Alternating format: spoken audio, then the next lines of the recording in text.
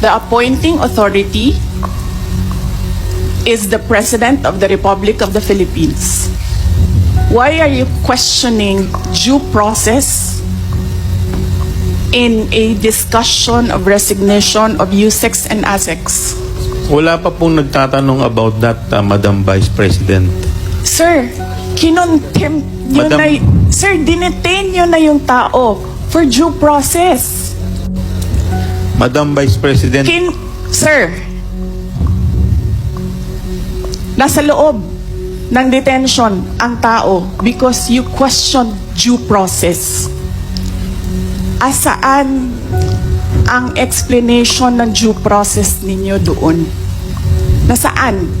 Madam Vice Tinanong President, kita kanina, I'm sorry sir, tinanong kita kanina, sino ang appointing authority? USEC ng ASEC, anong sagot mo? Secretary. Hindi mo pa po- alam. Hindi pa po ako nagsumasagot. Hindi mo. Nakita kita, sumagot. Camera. Kita kita sumagot. Sinabi mo, Chairman, Secretary. motion to Hindi suspend. ninyo alam lahat One na minute, ang President. nag-a-appoint One ay minute President. suspension is